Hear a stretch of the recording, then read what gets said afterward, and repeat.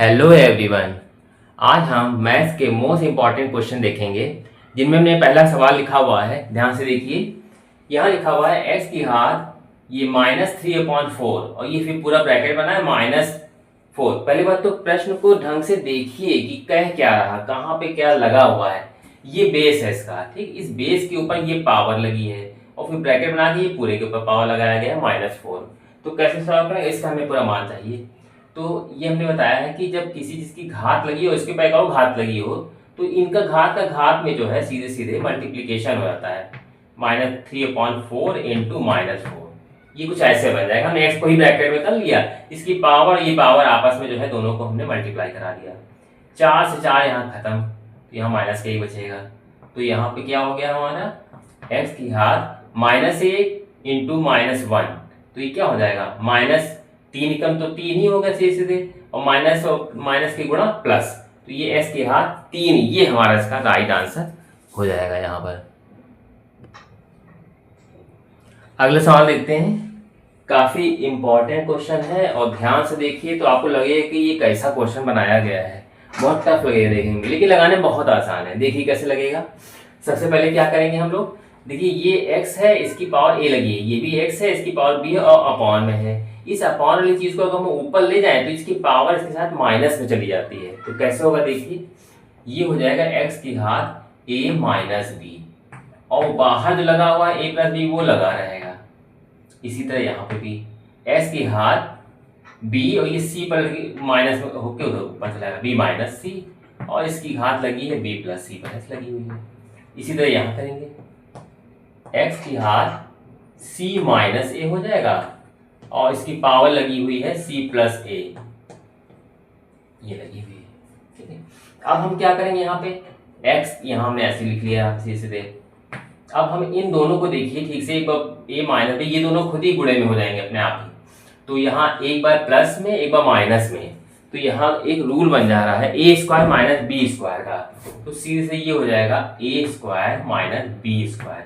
इसका ये पूरा इनका आपस में मल्टीप्लाई करेंगे तो ये हमारा जो है, ये समझिए पूरा ब्रैकेट है और ये ब्रैकेट में है। तो एक बार माइनस में a प्लस बी, एक बार a माइनस बी, यानी a square minus B square.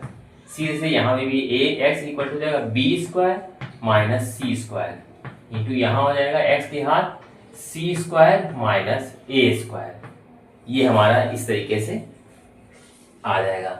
अब अगर ध्यान से देखें, यहाँ पर ये x है, ये भी x है, ये भी x है। हम इसकी पावर लगाते हैं जिससे आपको थोड़ा और क्लियरिटी रहेगी, भाई ये इस पावर के ऊपर ही सब लगे हुए हैं।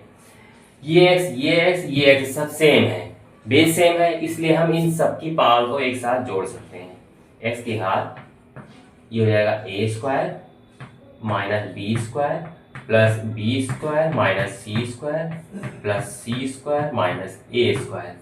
ये ए स्क्वायर प्लस का ही माइनस कट गया, बी स्क्वायर ये कट गया, सी स्क्वायर कट गया। तो यहाँ पे हमारा आ गया x की घात 0 आ गया।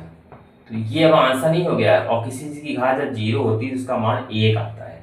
तो यहाँ 1 आंसर आएगा। बहुत ही इंपॉर्टेंट सवाल था ये।